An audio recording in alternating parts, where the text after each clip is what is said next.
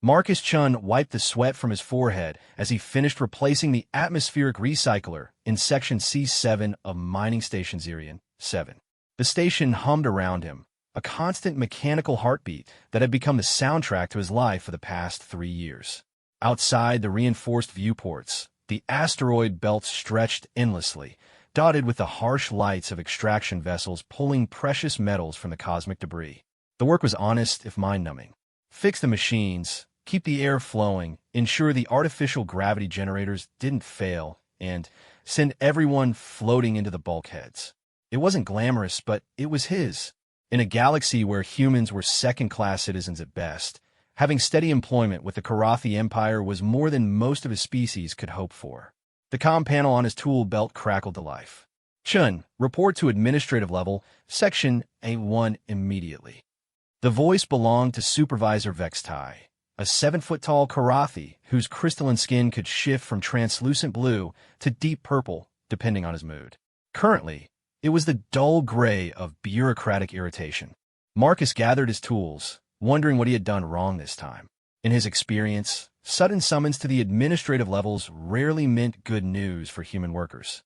The elevator ride-up took only minutes, but it felt like hours as he mentally reviewed his recent work reports, searching for any mistakes that might have caught the attention of his superiors.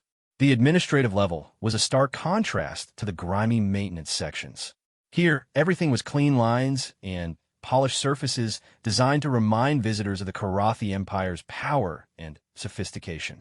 The walls displayed shifting patterns of light that supposedly promoted mental clarity and productivity, though Marcus had always found them nauseating. Supervisor Vextai waited in his office, his massive form hunched over a datapad. Without looking up, he gestured for Marcus to enter. Chun, you have been selected for a new assignment. Marcus felt his stomach tighten. Sir, is there a problem with my current duties? Your current duties are adequate. Vextai, finally, looked up, his 3 eyes focusing on Marcus with the intensity of a predator studying prey. However, the station has acquired a new prisoner, a special specimen that requires regular feeding and basic maintenance. I don't understand, sir. I'm a mechanical engineer, not a guard or a caretaker. Vextai's skin shifted slightly toward purple, indicating mild amusement. The prisoner is not Karathi. She's from a species the Empire has recently encountered. The Vorthak. Our xenobiologists are studying her physiology and psychology. Your role will be simple. Deliver food twice daily and ensure she remains alive. Marcus's mind raced. He had heard whispers about the Vorthak from other human workers, fragments of rumors about an ancient race that had somehow caught the Empire's attention. But actual contact with alien prisoners was far above his security clearance. Why me, sir? Surely there are more qualified personnel. You are human, Vextai said, as if that explained everything. When Marcus's expression remained confused, the supervisor continued with barely concealed impatience. Humans are considered harmless by most species. Your presence will not be perceived as threatening, which may encourage the prisoner to eat regularly. Additionally, should anything unfortunate happen during these interactions, the loss of a human worker is acceptable. The casual dismissal of his life hit Marcus like a physical blow, but he kept his expression neutral. He had long ago learned that showing emotion in front of Karathi supervisors was worse than useless. It was dangerous. When do I start? Now.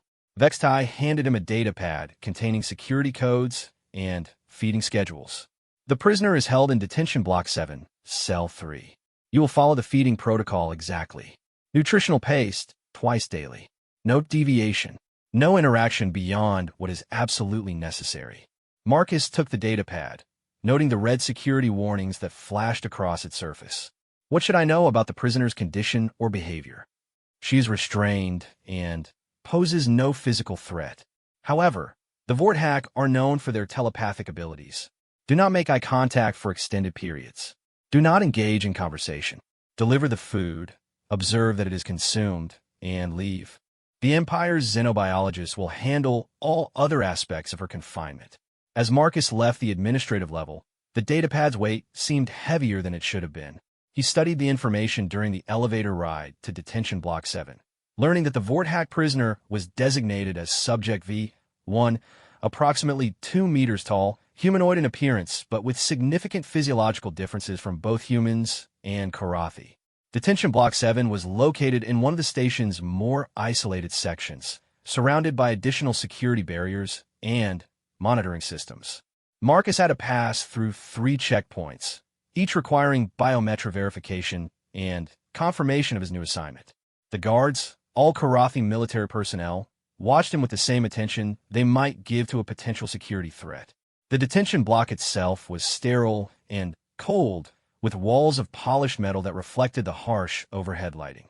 Cell doors lined both sides of the central corridor, though most appeared empty. Marcus's footsteps echoed as he made his way to cell 3, the sound seeming unnaturally loud in the confined space. Outside the cell, a small preparation alcove contained the feeding apparatus, an automated dispenser filled with grain nutritional paste that supposedly contained all necessary vitamins and minerals for basic survival. Marcus loaded a standard ration into a simple metal bowl, following the instructions on his data pad exactly. The cell door was equipped with a small observation window and a feeding slot. Marcus approached slowly, not sure what to expect. He peered through the window and felt his breath catch in his throat. The Vorthak prisoner sat in the center of the cell, her back straight despite the heavy restraints that bound her arms and legs to the floor. She was humanoid, as the reports had indicated, but there the similarities ended. Her skin had a subtle iridescent quality, shifting between pale silver and deep blue in the harsh lighting. Her head was elongated, with features that seemed both delicate and strong. Most striking were her eyes, large, deep violet orbs that seemed to contain depths Marcus couldn't fathom. Those eyes turned toward the window as Marcus approached, and for a moment he forgot Supervisor Vextai's warning about extended eye contact. There was intelligence there, ancient and profound, but also something else. Pain, yes, but not the broken despair he might have expected from a prisoner. Instead, he saw a quiet dignity that the restraints and confinement couldn't touch. Marcus shook himself back to awareness and opened the feeding slot. He slid the bowl through, trying to avoid looking directly at the prisoner again. I'm supposed to make sure you eat, he said quietly, immediately regretting the words. He wasn't supposed to engage in conversation. The Vorthak woman, he somehow felt certain she was female, though he couldn't say why, looked at the bowl of gray paste for a long moment. Then she looked back at Marcus, and when she spoke, her voice was like music, even filtered through the cell's communication system. You are human. It wasn't a question, and Marcus found himself nodding before he could stop himself. Yes, I have heard of your species. You are new to this part of the galaxy. Marcus glanced around nervously, aware that their conversation was certainly being monitored. I should go. You need to eat. What is your name? The question caught him off guard. When was the last time anyone had asked his name? On the station, he was simply Chun, or Human Worker 7745, or more often, just you. The idea that this prisoner, this alien being held captive by the Empire, would care about his identity was somehow both touching and disturbing. Marcus, he said before he could stop himself. Marcus. She repeated the name carefully, as if testing how it felt. I am Zarathul of the First Circle, though I suppose your people would have difficulty with my full designation. You may call me Zara. I really should go. You need to eat the food. Zara looked at the bowl again, and Marcus saw something flicker across her features. Disgust, perhaps, or resignation. This substance lacks any nutritional value my body can process efficiently. It will keep me alive, but little more. Marcus felt a stab of something he couldn't quite identify. Guilt? Sympathy? I am sorry. It's what I was told to bring. You apologize. Zara's large eyes focused on him again, and Marcus felt as though she was looking directly into his soul. The Karathi do not apologize. Your supervisors do not apologize. But you, a human who owes me nothing, apologize for circumstances beyond your control. Marcus struggled to find words. It just seems wrong, keeping you locked up like this, feeding you this. He gestured at the bowl of gray paste. Wrong. Zara seemed to taste the word. Yes, it is wrong. But wrong things happen throughout this galaxy, and most beings choose not to see them. Why do you see? Marcus realized he was having exactly the kind of conversation Supervisor Vextai had warned him against. He should leave, report that the food had been delivered, and never think about this interaction again. That was the safe choice, the smart choice, the choice that would keep him employed and alive. Instead, he found himself saying, "Because I remember what it was like to be hungry." Zara's expression softened slightly. "You have known hardship. My family. We were refugees when I was young. After Earth made contact with the galactic community, a lot of humans ended up displaced. We lived in camps for a while, and the food—" Marcus trailed off, surprised by his own openness. "It looked a lot like what they're feeding you. And someone showed you kindness during this time?" Marcus nodded slowly. "An old man named Giuseppe. He was Italian, from the old country. He used to smuggle real food into the camp. Nothing fancy, just bread sometimes or fruit when he could get it. He said no one should have to survive on paste and pills when there were better options available." Giuseppe. Zara pronounced the name carefully. "He sounds like a good man." "He was. He died of pneumonia during our second winter in the camp. But I never forgot what he did for us." They sat in silence for a moment, the weight of shared understanding filling the space between them. Then, Marcus made a decision that would change both their lives. "What do your people eat? I mean, what would you eat if you were free?" Zara's eyes widened slightly, and for the first time since Marcus had arrived, something like hope flickered in their violet depths. "You wish to know?" Marcus glanced around again, acutely aware that he was crossing a line from which there might be no return. "I want to understand. My people were primarily herbivorous, though we could process some animal proteins when necessary. We prized fresh fruits and vegetables, especially those with high water content. And we had a particular affinity for what you might call herbs and spices. Flavor was considered sacred. The idea that sustenance could also bring joy was central to our philosophy. Herbs and spices." Marcus found himself smiling slightly. Giuseppe would have liked that. Zara actually returned the smile, and Marcus realized it was the first genuinely positive expression he had seen from any being on the station in months. "Perhaps we're not so different, your species and mine." A chime from Marcus's data pad indicated that his allotted time for the feeding had expired. He needed to leave, to report back that the task was completed. But as he looked at the bowl of gray paste, still untouched, and at Zara's dignified acceptance of her circumstances, he felt something shift inside him. I'll be back tomorrow. Same time." "Yes," Zara said quietly. "I understand." As Marcus walked back through the detention block, past the checkpoints and security barriers, he couldn't shake the image of Zara's eyes. There had been gratitude there, but also something else. Expectation, perhaps. Hope. He realized with growing certainty that tomorrow, when he returned, he wouldn't be carrying just a bowl of nutritional paste. Back in his quarters that night, Marcus stared at the ceiling and thought about Giuseppe, about refugee camps, and the taste of real bread. He thought about the Karathi Empire and its casual cruelty, about humans relegated to second-class status, about a proud alien woman chained in a cell and fed like an animal. Most of all, he thought about choices. The choice to see or to look away. The choice to follow orders or to follow conscience. The choice to be safe or to be human. Tomorrow would bring consequences he couldn't predict.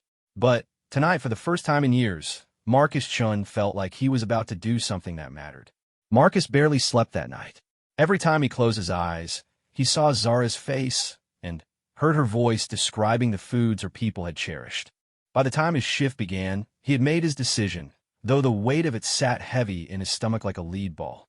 The maintenance schedule for the day was routine: atmospheric system checks, gravity generator calibration, and a repair job on the hydroponics bay that grew food for the station's higher-ranking personnel. It was the hydroponics bay that gave Marcus his opportunity. The bay was located in a restricted section of the station, accessible only to senior staff and essential personnel. Marcus's maintenance credentials gave him access, but his presence there would be logged and monitored. He would need to be careful. The hydroponics facility was a marvel of efficiency, row upon row of growing chambers producing fresh fruits and vegetables for the Karathi officers and their most valued subordinates. Marcus had been inside before for routine maintenance, but he had never really looked at it from this perspective. The abundance was staggering: fresh greens, ripening tomatoes, aromatic herbs growing in perfect climate-controlled conditions. Working quickly but carefully, Marcus selected his targets. A small bundle of fresh herbs that grew wild enough that a few missing stems wouldn't be noticed. A single small tomato from a vine heavy with fruit. A few leaves of what looked like spinach from a bed that would soon be harvested anyway. Everything went into his maintenance pouch, hidden beneath tools and spare parts. The theft, for that's what it was, regardless of how Marcus justified it to himself, took less than 5 minutes. But as he left the hydroponics bay, Marcus felt the weight of each stolen item as if it were made of plutonium. If he were caught, the consequences would be severe. Theft from the officer's food supply would likely mean imprisonment, possibly even spacing. But the thought of Zara sitting in her cell, maintaining her dignity while choking down gray paste, drove him forward. The hours until feeding time crawled by with agonizing slowness. Marcus went through his maintenance duties on autopilot, his mind focused entirely on what he was about to attempt. He reviewed the security protocols for Detention Block 7, memorizing camera angles and guard rotations. Most importantly, he thought about how to present his small gift without triggering suspicion. When the appointed time finally arrived, Marcus made his way to the detention block with his heart hammering against his ribs. The standard ration of nutritional paste was loaded into the metal bowl as always, but hidden underneath, wrapped in a clean maintenance cloth, were the herbs and vegetables he had taken. The guards at the checkpoints paid him no more attention than usual. To them, he was simply human worker 7745, performing his assigned duties. Marcus forced himself to walk normally, to breathe normally, to give no sign of the contraband hidden in his equipment pouch. Cell 3 looked exactly as it had the day before. Zara sat in the same position, her back straight despite the restraints, her violet eyes alert and aware. When she saw Marcus approach the observation window, something flickered across her features. Recognition, perhaps even a hint of anticipation. Marcus opened the feeding slot and slid the bowl through as he had been instructed. But this time, instead of leaving immediately, he lingered. The same substance as yesterday, Zara observed, looking at the gray paste with barely concealed distaste. Marcus glanced around nervously, then moved closer to the feeding slot. "Look underneath," he whispered, so quietly he wasn't sure she could hear him. Zara's eyes widened slightly, but she maintained her composed exterior. With her limited range of motion, she managed to move the bowl closer and shift the gray paste to one side. When she saw the small cloth bundle hidden beneath, her breath caught audibly. "Marcus!" she breathed, and there was something in her voice that made his chest tighten. "You should not have done this." "I know," Marcus whispered back. But Giuseppe wouldn't have been able to live with himself if he had just walked away. With careful, reverent movements, Zara unwrapped the small bundle of fresh food. The herbs filled her cell with their aroma, and Marcus watched as she closed her eyes and simply breathed in their scent. When she opened her eyes again, there were tears in them. "I had forgotten," she said softly. "I had almost forgotten what real food could smell like." She picked up a small leaf of the herb. Marcus thought it might be basil, and placed it carefully on her tongue. The expression that crossed her face was one of pure joy, as if she had been given a precious gift rather than a simple plant. She chewed slowly, savoring every moment, and Marcus found himself holding his breath as he watched. "This is magnificent," Zara whispered. "The flavor, the texture, it has been so long since I tasted anything that reminded me of home." "What was home like?" Marcus asked, forgetting for a moment about security protocols and monitoring systems. Zara looked at him for a long moment, and Marcus could see her making the same choice he had made, to trust despite the danger. "Beautiful," she said finally. "We lived in great cities built into the sides of crystal mountains, with gardens that cascaded down in terraces. The air was always filled with the scent of growing things, and mealtimes were celebrations where families and friends would gather to share not just food, but stories and laughter. What happened to it? To your people?" Pain flickered across Zara's features. "The Karathi came, as they always do. They declared our world strategically valuable and offered us the choice between submission and destruction. When we refused to surrender our sovereignty," she trailed off, unable to finish. "They destroyed it. Marcus said quietly. It wasn't a question. Not destroyed. Conquered. Enslaved. My people are now scattered across the galaxy, working in Karathi mines and factories and research facilities. I was captured during the evacuation of our last free city. The Karathi find our telepathic abilities interesting. They wish to study how to either replicate them or neutralize them in others. Marcus felt a cold rage building in his chest. He had known the Karathi Empire was ruthless, but the casual way they dismantled entire civilizations still shocked him. I'm sorry. I'm so sorry this happened to your people. You continue to apologize for things that are not your fault, Zara observed, but there was no reproach in her voice. This quality of your species, it is remarkable. Maybe it's because we've been there too, Marcus said. Maybe not as bad as what happened to your people, but humans have been pushed around by bigger powers before. We know what it feels like to be helpless. Zara carefully ate the small tomato, closing her eyes again to savor the burst of flavor and juice. Tell me about your world, Marcus. What is Earth like?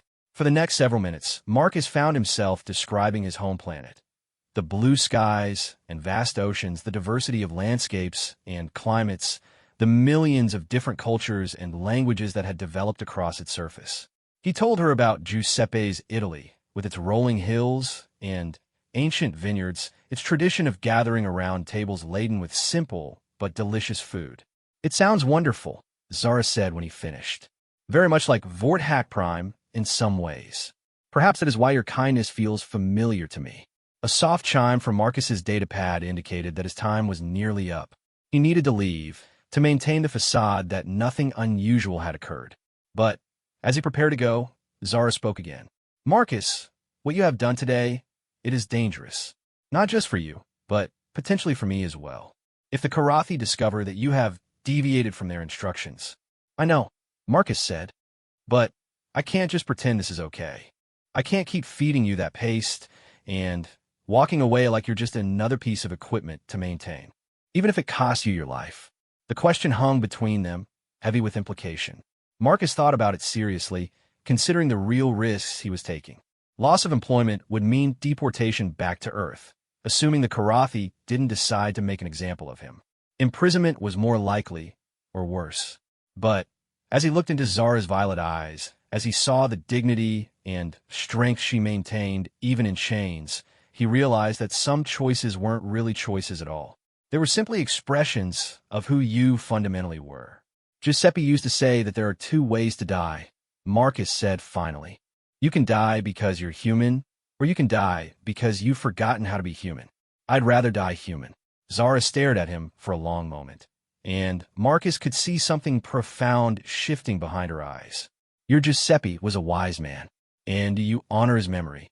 As Marcus left the detention block that day, he felt different somehow, lighter, despite the enormous risk he had taken.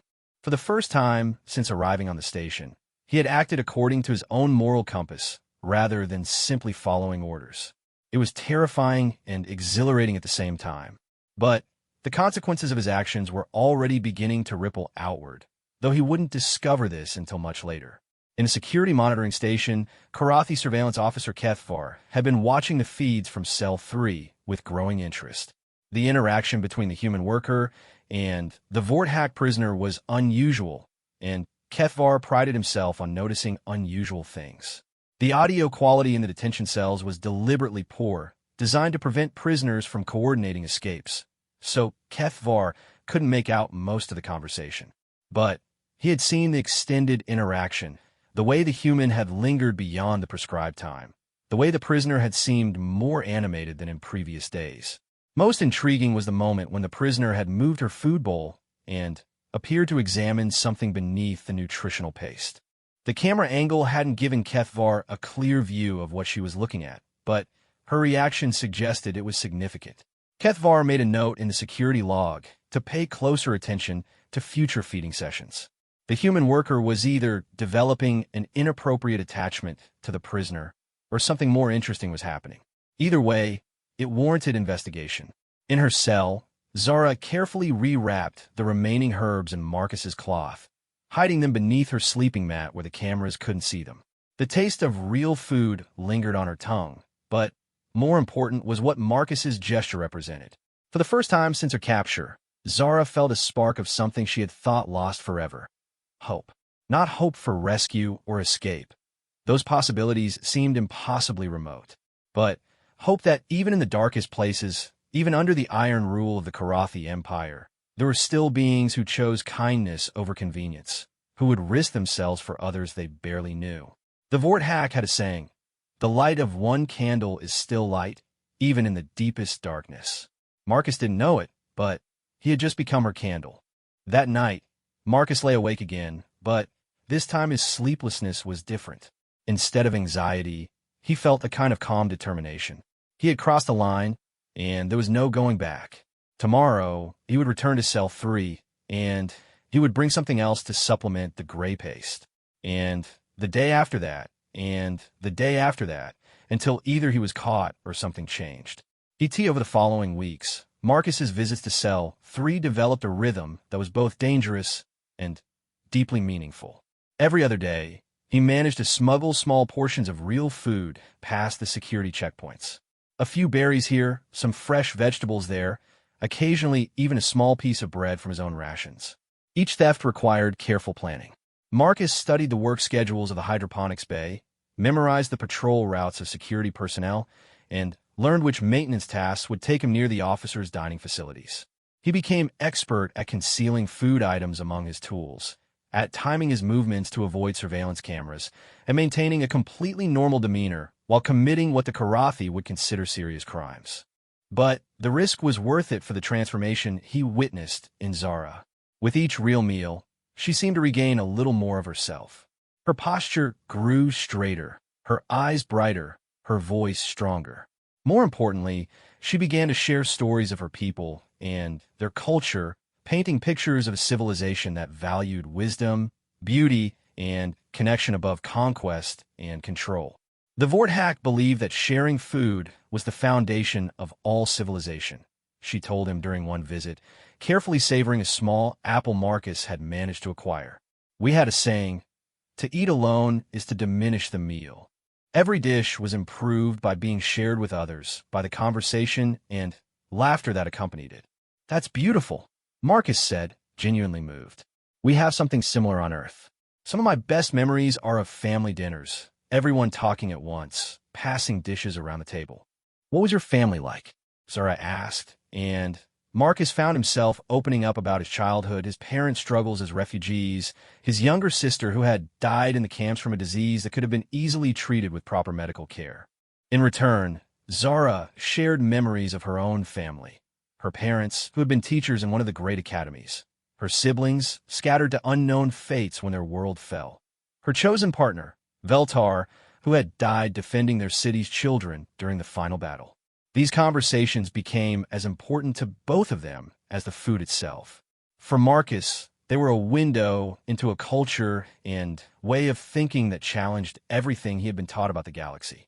For Zara, they were proof that kindness and curiosity still existed, even among species she had never encountered before. "Your people fascinate me," she told him one day. "From what I observe of human behavior on this station, your species is capable of great adaptability. You bend rather than break, survive in conditions that would destroy others. Yet you also maintain this capacity for empathy that seems almost impractical." "Impractical how?" Marcus asked. "You gain nothing from helping me. In fact, you risk everything. By any logical calculation, you should simply perform your assigned duties and forget I exist. Yet you choose to risk yourself for the small comfort you can provide to a stranger. It defies rational self-interest." Marcus considered this for a moment. Maybe that's exactly what makes it important. Maybe the things that defy rational self-interest are the only things that really matter. "Explain." Giuseppe could have kept his head down in the refugee camp, focused only on his own survival. He was old, sick, had every reason to conserve his resources. But he chose to help others anyway, not because it made logical sense, but because it made human sense. And maybe that's what being human really means, choosing to care even when you don't have to. Zara stared at him with those deep violet eyes, and Marcus could see her processing his words on multiple levels. On Vort Hack Prime, we had a concept called Velthra. It translates roughly as the choice to be light. The idea that in any situation, no matter how dark, each being can choose whether to add light or darkness to the universe. And you think what I'm doing is adding light. I know it is, Zara said firmly.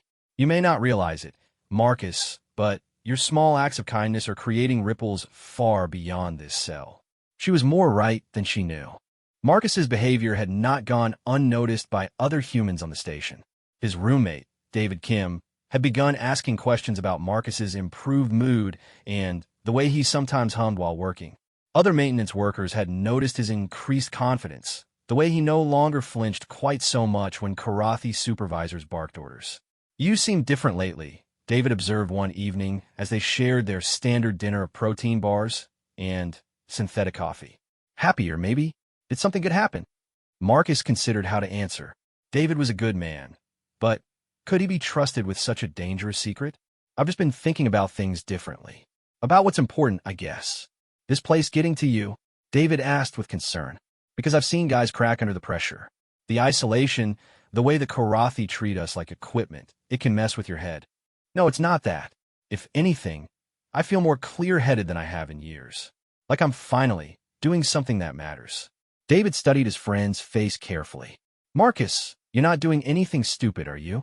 Because if the supervisors think you're getting ideas above your station. I'm just trying to be a better person, Marcus said honestly. The kind of person Giuseppe would have been proud of.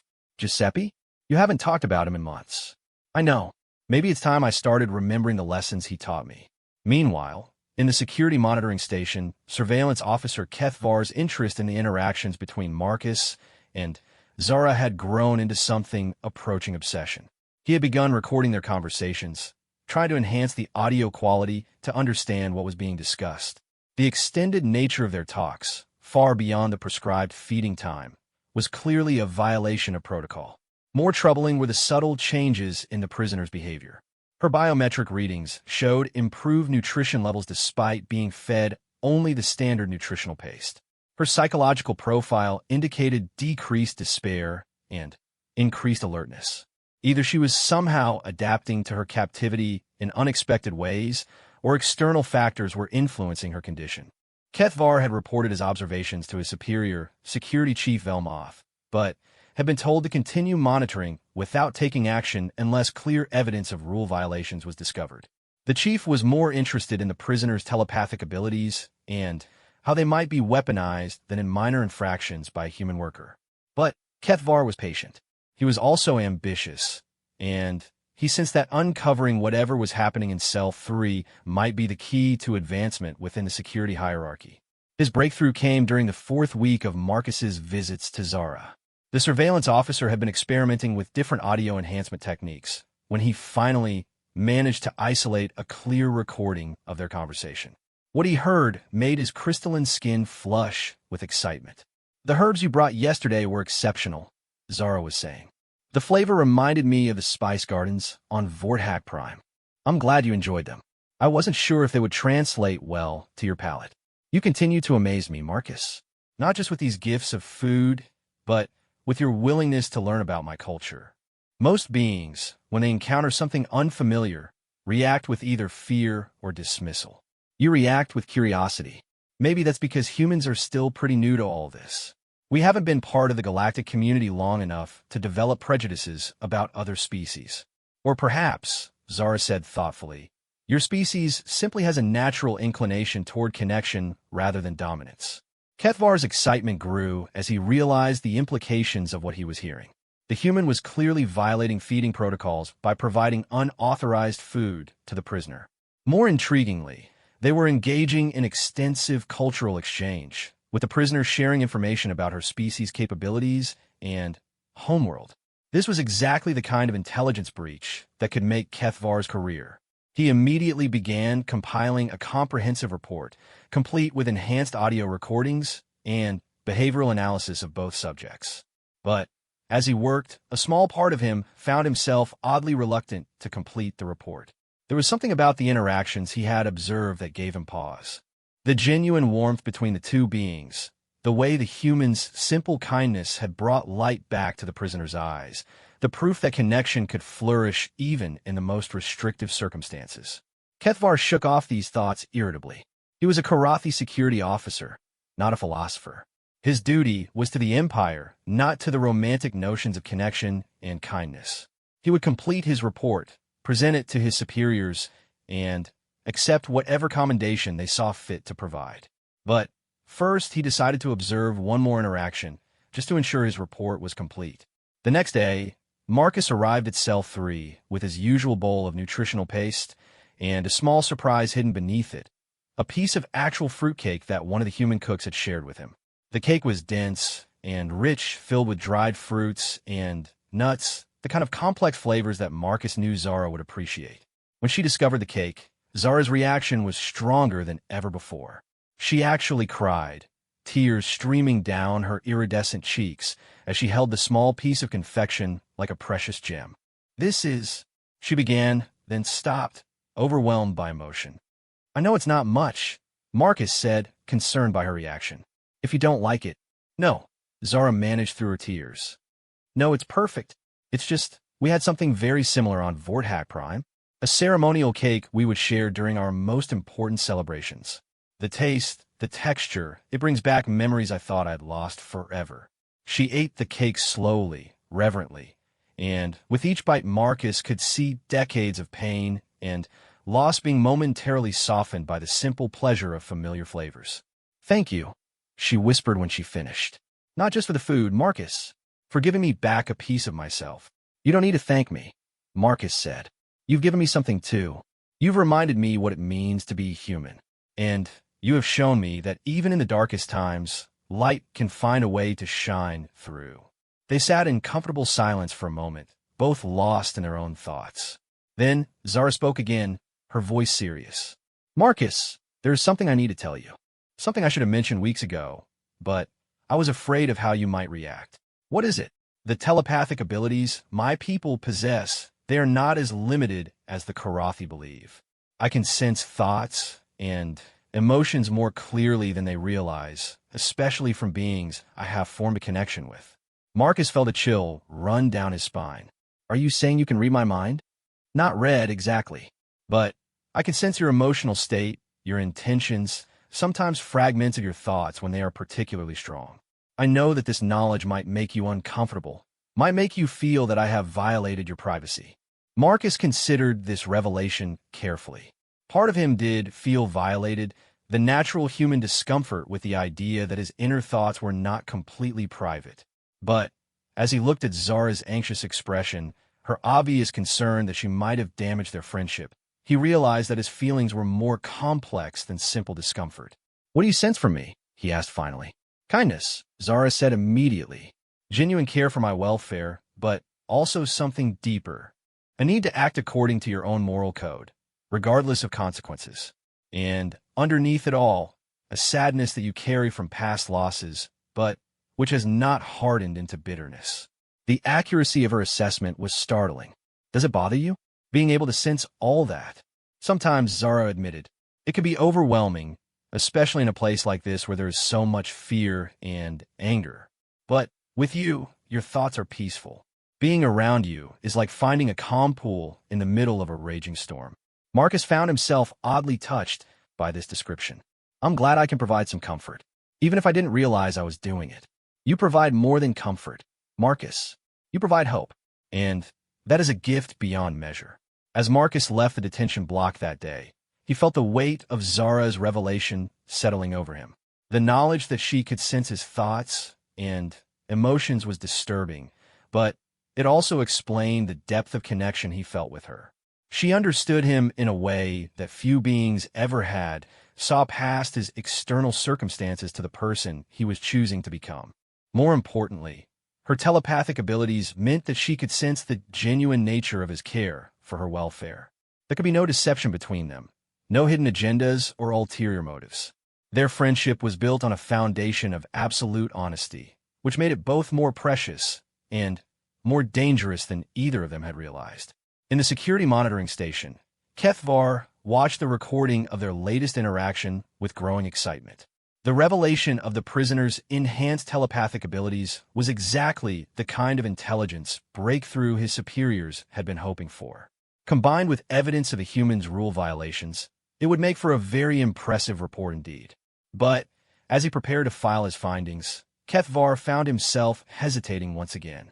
He couldn't stop thinking about the tears in the prisoner's eyes when she tasted the cake, about the human's simple desire to provide comfort to a suffering being, about the genuine connection that had formed between two individuals from completely different species. For the first time in his career, Surveillance Officer Kethvar began to question whether loyalty to the Empire was worth destroying something beautiful. The choice he made next would determine not only the fate of Marcus and Zara, but the course of his own life as well. Hot about the look in Zara's eyes when she had tasted the herbs, the pure joy of experiencing something beautiful in a place designed to strip away everything beautiful. He thought about Giuseppe and the risks the old man had taken to bring a little humanity to an inhumane situation. Most of all, Marcus thought about the choice between dying human and dying because you had forgotten how to be human. He had made his choice, and for the first time in years, he was proud of who he was becoming. Outside his small quarters, the mining station continued its relentless work, tearing valuable materials from dead asteroids to feed the Karathi Empire's vast industrial machine. But in one small cell, and in the heart of one human maintenance worker, something else was growing. Something the Empire's architect had never planned for and wouldn't know how to stop. Something that would prove more powerful than any weapon in their vast arsenal. The simple, stubborn refusal to let cruelty have the last word. Surveillance Officer Kethvar stared at his completed report for 3 full days before making his decision.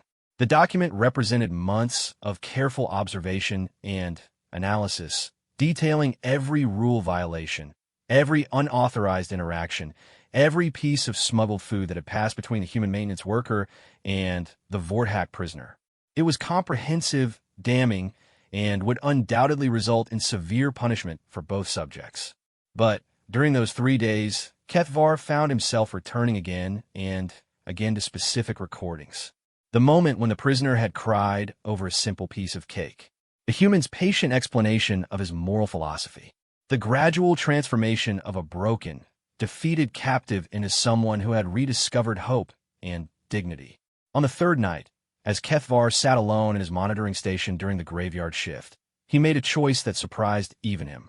Instead of filing the report, he deleted it entirely, then used his security clearance to purge the backup files from the system. The action went against everything he had been taught about duty and loyalty to the Empire.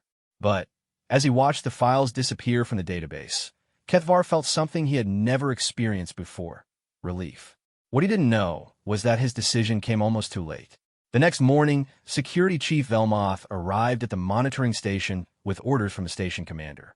Intelligence Division had received reports of unusual activity in the detention block, and they wanted a comprehensive review of all surveillance data from the past month.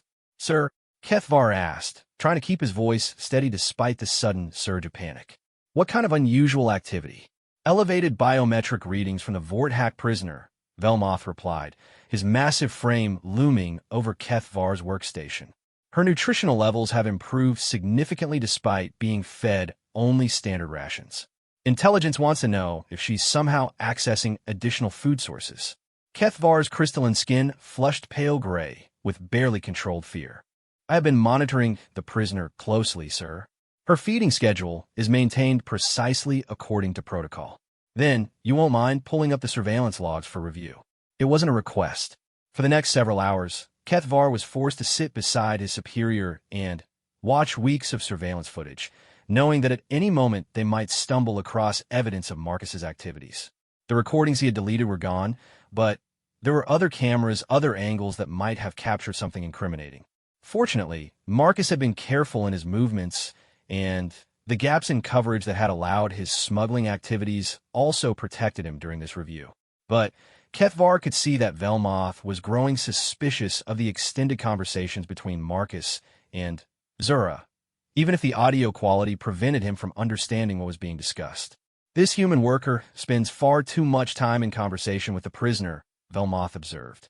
"Feeding protocols call for minimal interaction." The prisoner has been cooperative since the human began her care, Kethvar replied carefully. Perhaps the extended interactions help maintain her psychological stability. Perhaps. Or perhaps the human is developing an inappropriate attachment that could compromise security. I want increased monitoring of all interactions going forward. And I want a full psychological evaluation of both subjects. Kethvar's heart sank.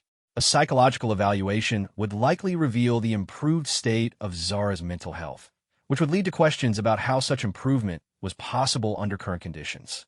More importantly, it would bring additional scrutiny to Marcus's activities, making it much more difficult for him to continue his covert assistance. That evening, Kethvar did something that would have been unthinkable just days earlier. He left his post early, claiming a minor illness, and made his way to the maintenance sections of the station where the human workers were housed. Finding Marcus was easier than he had expected. The human was in the communal workshop, repairing an atmospheric recycler with methodical precision. When Kethvar entered, conversation in the room immediately ceased, and several workers stepped back nervously. It was rare for Karathi security personnel to visit the human quarters, and such visits usually meant trouble. Human worker 7745, Kethvar said formally, using Marcus's designation number. I require a word with you. Privately. Marcus looked up from his work, his face carefully neutral despite what Kethvar could see was significant internal tension. Yes, sir. How can I help you? Come with me. Kethvar led Marcus to an empty storage compartment several levels away, a space he knew was not monitored by surveillance equipment. Once the door was sealed, he turned to face the human directly. You are in danger, he said without preamble. Marcus's expression remained carefully controlled, but Kethvar could see the fear that flashed through his eyes. Sir, I don't understand. Yes, you do, Kethvar replied. You understand perfectly. The question is whether you will continue to pretend innocence, or whether you will listen to what I have to tell you. For a long moment, the two beings stared at each other across the small storage space. Marcus was clearly weighing his options, trying to determine if this was some kind of trap or test. Finally, he seemed to reach a decision. What kind of danger? Security Chief Velmoth has ordered increased surveillance of your interactions with a Vorthack prisoner. There will also be psychological evaluations of both you and her conducted by specialists trained to detect deception and unauthorized activities. Marcus closed his eyes briefly, and Kethvar could see him processing the implications. Why are you telling me this? Because what you have been doing, it should not end. The words surprised Kethvar, even as he spoke them. He had not planned to say anything so revealing, but once the statement was made, he realized it expressed something he had been feeling for weeks without fully acknowledging it. I don't know what you think I've been doing, Marcus said carefully. I know about the food, Kethvar said bluntly. The herbs, the vegetables, the fruit, the cake. I know about the conversations that extend far beyond feeding protocols. I know that you have been treating the prisoner as a person rather than a specimen. Marcus's shoulders sagged with defeat. Are you here to arrest me? No, I am here to warn you, and to ask you why you did it. Why does it matter? Because I have watched the recordings of your interactions for months. I have seen what your kindness has accomplished, and I find myself curious about your motivations. Marcus studied the Karathi officer's face, clearly trying to understand this unexpected development. You really want to know? Edo. Because she's a person. Because she has thoughts and feelings and memories and dreams. Because treating her like an animal just because we can is wrong, and I couldn't live with myself if I just followed orders and pretended it was okay. Even knowing the risks. Especially knowing the risks. Easy choices don't tell you anything about who you really are. It's the hard choices, the ones that cost you something, that define you. Kethvar considered this for several minutes. In Karathi society, individual moral choice was subordinated to collective efficiency. The needs of the empire always outweighed personal preferences or ethical concerns. But watching Marcus's interactions with Zara had shown him something different, a way of being that prioritized compassion over compliance. The psychological evaluations will begin tomorrow, Kethvar said finally. If they discover what you have been doing, the consequences will be severe. Imprisonment, possibly execution. Understand. You could stop now. Return to standard protocols. The evaluators would find nothing suspicious, and You could continue your work here safely. Marcus met the officer's three-eyed gaze directly. Could you? If you were in my position, could you just stop caring about someone who had become important to you? The question hit Kethvar like a physical blow. In all his years of service to the Empire, he had never been asked to consider what he personally could or could not live with. His duty had always been clear, his choices predetermined by regulations and hierarchy. But now, faced with a human who was willing to sacrifice his own safety for the welfare of a stranger, Kethvar found himself questioning assumptions he had held his entire life. "No," he said quietly. "I did not think I could." "Then, you understand why I can't stop." They stood in silence for several minutes. Two beings from different species, different cultures, different philosophies, united by a shared recognition of moral truth. Finally, Kethvar spoke again. "There may be a way to protect both you and the prisoner, but it would require trust between us." "What kind of trust?" "I can influence the scheduling of the psychological evaluations, delay them, or arrange for less thorough examiners. I can also continue to manage the surveillance data to minimize detection of your activities. But in exchange, I need something from you." Marcus waited, clearly expecting the worst. "I want to understand," Kethvar continued. "I want to learn about this thing you call empathy, this willingness to sacrifice for others. Your species is new to the galaxy, but you display qualities that older civilizations seem to have lost. I want to know how this is possible. You want to learn about humanity? I want to learn about the thing that makes you willing to risk everything for a being you barely know." Marcus considered this proposal carefully. Trusting a Korathi security officer went against every survival instinct he possessed.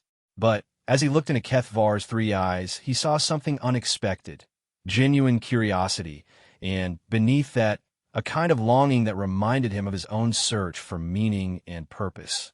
"If I agree to this, what happens to Zara?" "To me, you continue your work as before, but carefully with my assistance to avoid detection. The prisoner continues to receive supplemental nutrition, and I learn what I can about the philosophy that drives such choices. And if we're caught, then we face the consequences together." The implications of that simple statement were staggering. A Korathi officer was volunteering to share the risk, to potentially sacrifice his own position and safety to protect an unauthorized act of kindness between members of other species. "Why?" Marcus asked. "Why would you do this?" Kethvar was quiet for a long moment. "Because I spent my entire life serving an empire that values order above all else. And in watching you these past months, I have seen something that all our order and efficiency cannot create: genuine peace. You and the prisoner have found something in each other that transcends the circumstances of your meeting. I want to understand how such a thing is possible." "It's called friendship," Marcus said simply. "It's called choosing to care about someone else's welfare as much as your own." "Friendship." Kethvar repeated the word carefully. "We have no equivalent concept in Korathi culture. Maybe that's something that needs to change."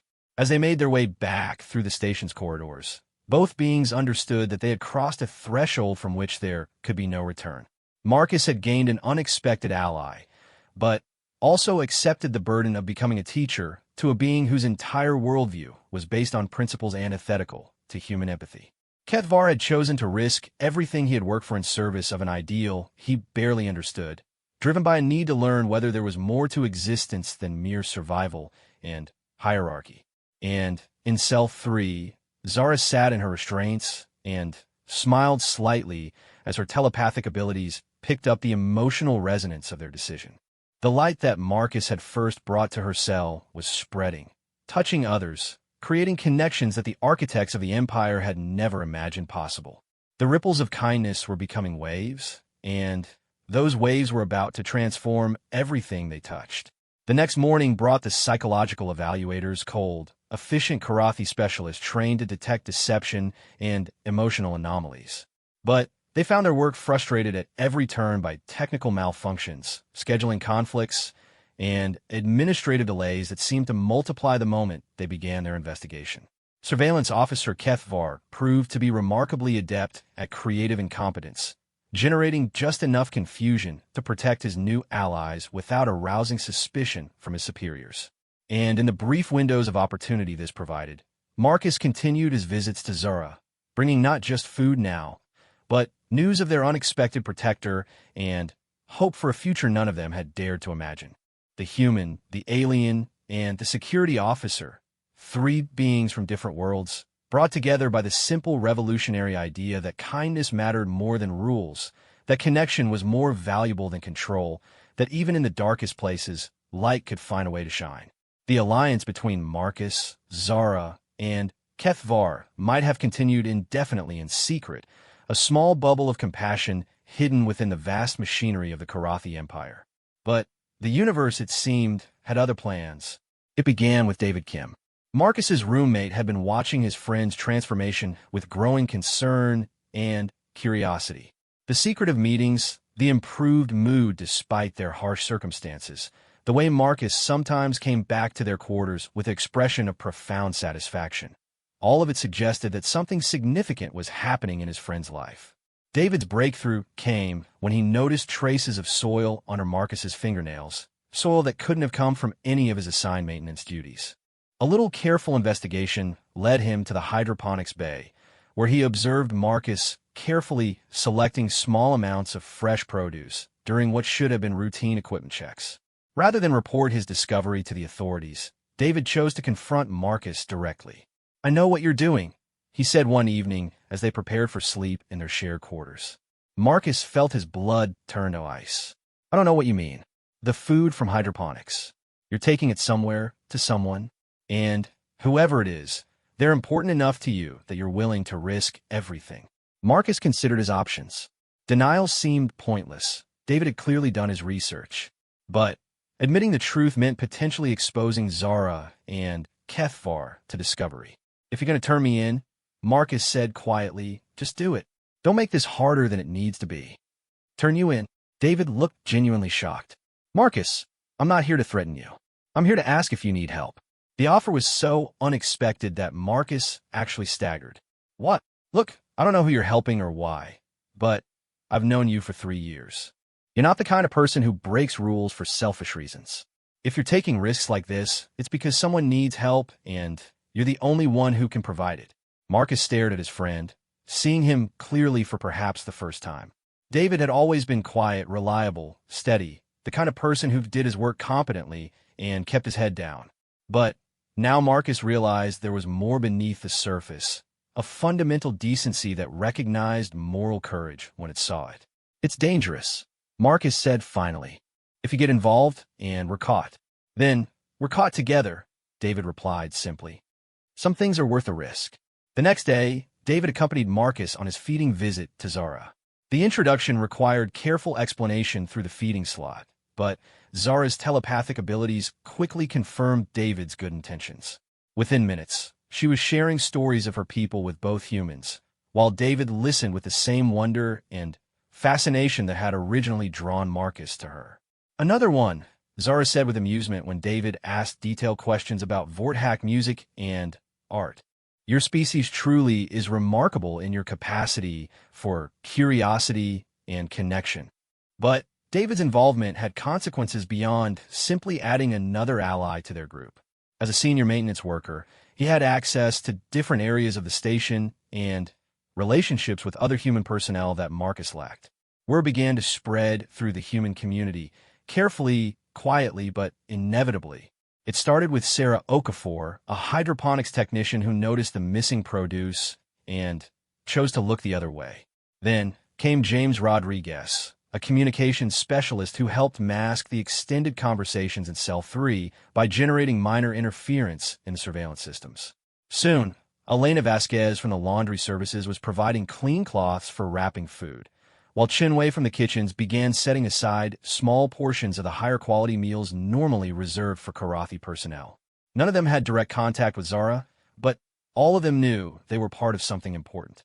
The human workers on mining station Zirian 7 had found a purpose beyond simple survival. They were collectively engaged in an act of rebellion that had nothing to do with violence or sabotage and everything to do with maintaining their humanity in an inhumane environment. Kethvar watched this development with fascination and growing alarm. His ability to cover for Marcus's activities had been stretched to the limit when it was just one human making occasional infractions. But A coordinated effort involving dozens of workers was exponentially more difficult to conceal. This cannot continue, he warned Marcus during one of their clandestine meetings. The scale of involvement makes detection inevitable. We've been careful, Marcus protested. Everyone knows the risks. Careful is no longer sufficient. Security Chief Velmoth has begun asking specific questions about human behavior patterns. He suspects organized activity, though he does not yet know what kind. So what do you suggest? That we just stop? Abandon Zara?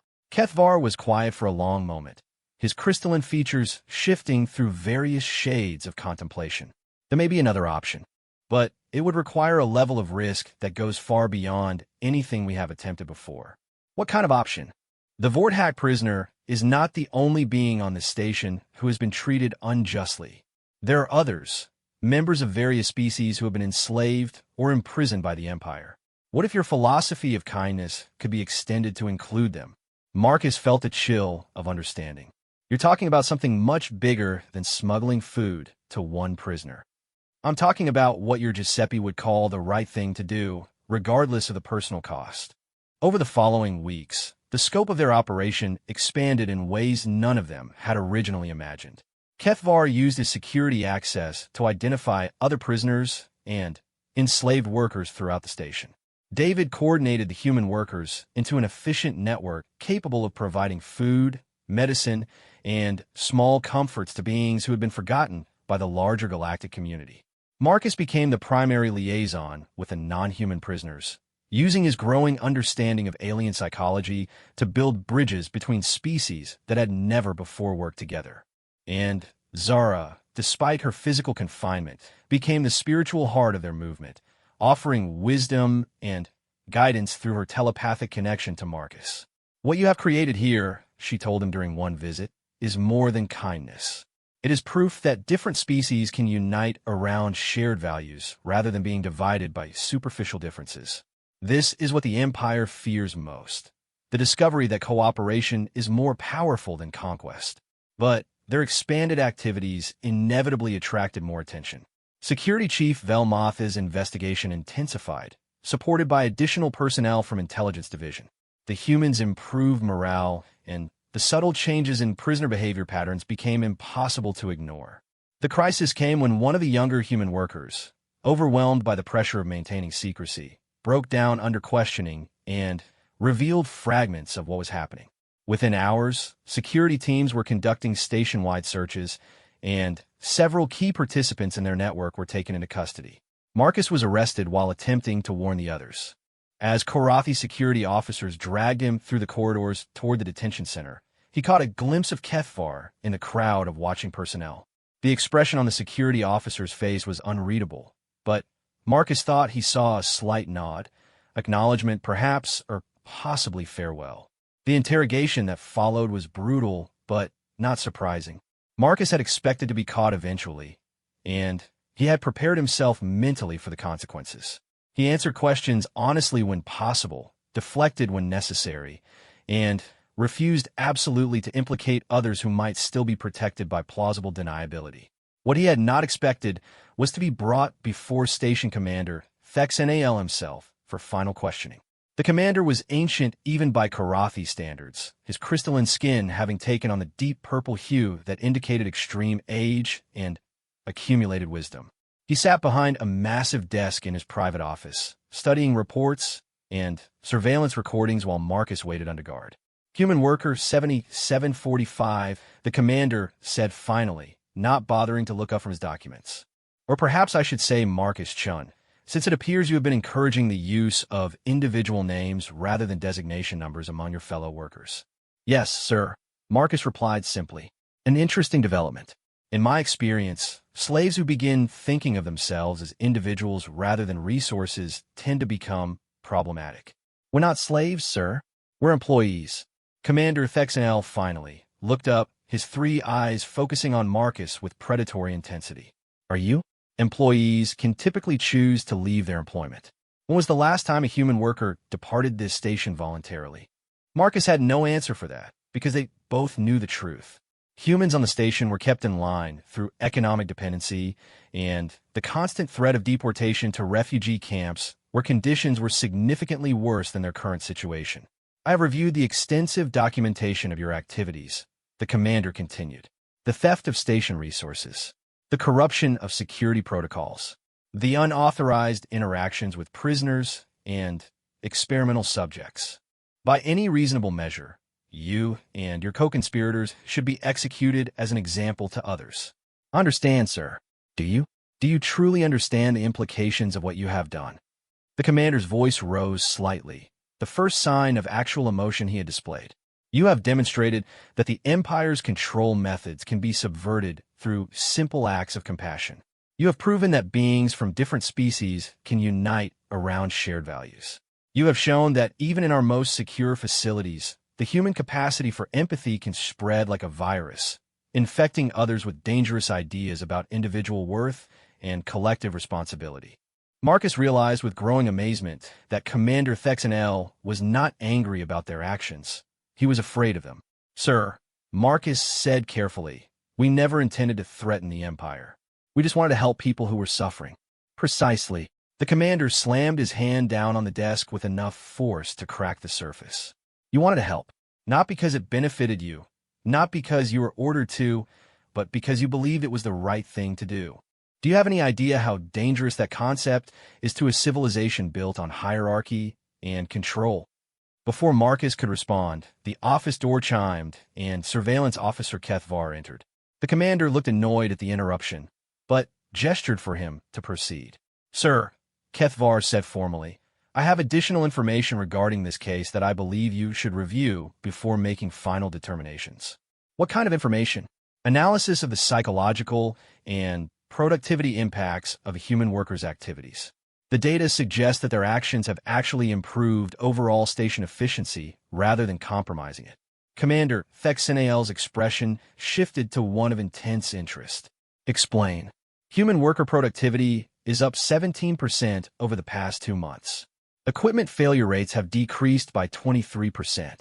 Most significantly, there have been no incidents of human worker psychological breakdown, suicide attempts, or requests for transfer during the period when their humanitarian activities were occurring. Are you suggesting that allowing humans to engage in unauthorized acts of kindness actually improves their performance? The data suggests exactly that, sir. Moreover, prisoner cooperation and psychological stability have increased across all species currently held on the station. Even prisoners who had no direct contact with the human workers show improved metrics.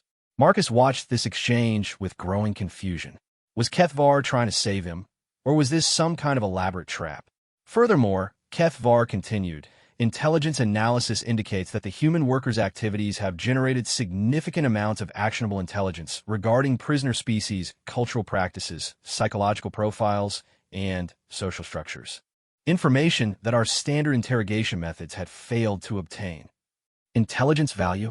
The Vorthak prisoner alone has provided more detailed information about her species' capabilities and social organization through voluntary conversation than our xenobiologists obtained through months of formal study.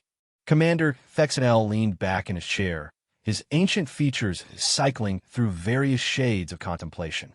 Marcus realized that Kethvar was presenting their humanitarian network not as a security breach, but as an accidentally effective intelligence-gathering operation. Interesting, the commander said finally. Officer Kethvar, I want a full analysis of how this approach might be systematically implemented to improve both productivity and intelligence gathering. Consider it a special research project under your direct supervision. Yes, sir. What about the current prisoners and workers involved in these activities? The human workers will be transferred to new assignments that take advantage of their apparent talent for cross-species communication. The prisoner subjects will continue under their current protocols, but with allowances for the kind of cultural exchange that has proven so valuable. Marcus felt his knees nearly buckle with relief. Not only were they not going to be executed, but their activities were being officially sanctioned as a new operational approach. But Commander Thexanel was not finished. However, he continued, his voice taking on a sharper edge, there will be formal structure to these activities. No more theft of station resources. No more unauthorized access to restricted areas. Everything will be documented, supervised, and controlled according to proper Empire protocols. Sir, Marcus said hesitantly. If I may ask, what happens to Zura?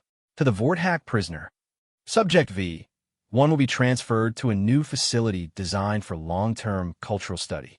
Her interactions with human liaisons will continue under controlled conditions. The words hit Marcus like a physical blow.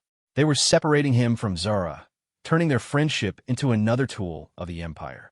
Please, he said, abandoning any pretense of protocol. Don't take her away. She's not just a subject or a specimen. She's a person with thoughts and feelings and enough.